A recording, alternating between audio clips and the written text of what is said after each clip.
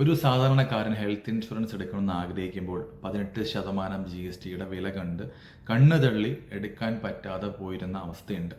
എത്രയോ വർഷക്കാലമായി സർക്കാരുകൾ ഈ നടപടി മുമ്പോട്ട് കൊണ്ടുപോയിക്കൊണ്ടിരിക്കുകയായിരുന്നു. പക്ഷേ അതിന് വലിയ മാറ്റം ഉണ്ടാകാൻ പോകുന്നു എന്നുള്ളതാണ് ഇന്ന് അറിയുന്നത്. കേന്ദ്ര സർക്കാർ നൽകിയ ശുപാർശ GST കൗൺസിൽ അംഗീകരിച്ചിരിക്കുന്നു. അങ്ങനെയാണെങ്കിൽ ഇനിയും ലൈഫ് ഇൻഷുറൻസിലും ഹെൽത്ത് ഇൻഷുറൻസിലും GST 18% നിന്നും 0% ആക്കാൻ പോകുന്നു. ഇൻഷുറൻസിൽ മാത്രമല്ല മറ്റു പല കാര്യങ്ങളിലും മാറ്റം വന്നിട്ടുണ്ട്. നമുക്ക് ഓടിച്ചൊന്ന് എന്തൊക്കെ മാറ്റങ്ങളാണ് വരാൻ സാധ്യതയുള്ളതെന്ന് നമുക്ക് പരിശോധിക്കാം.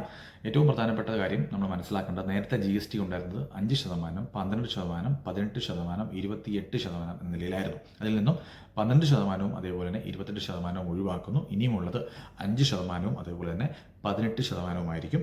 പുതിയൊരു സ്ലാബും കൂടി വന്നിട്ടുണ്ട്, 40%. പേടിക്കേണ്ട, അതിൽ സാധാരണക്കാരനെ എഫക്റ്റ് ചെയ്യാനുള്ള കാര്യങ്ങളൊന്നും ഇല്ലെന്ന് പ്രതീക്ഷിക്കുന്നു. കൂടുതലായി അതിൽ ലക്ഷറീസ് ഐറ്റംസും അതുപോലെ തന്നെ സിഗരറ്റ്, ടുബാക്കോ തുടങ്ങിയ ഐറ്റംസിനുമാണ് 40% GST ഉണ്ടാകാൻ പോകുന്നത്.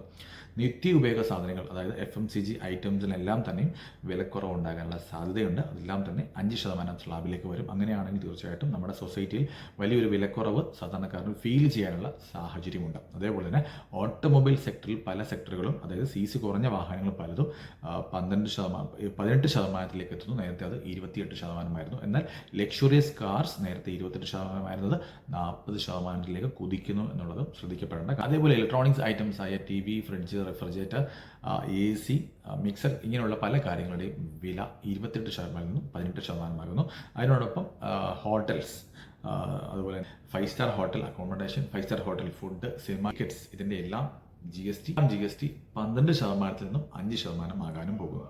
ഇങ്ങനെ മൊത്തത്തിൽ നോക്കുമ്പോൾ തീർച്ചയായിട്ടും സാധാരണക്കാരന് ഗുണമാകുമെന്ന് പ്രതീക്ഷിക്കുന്നു.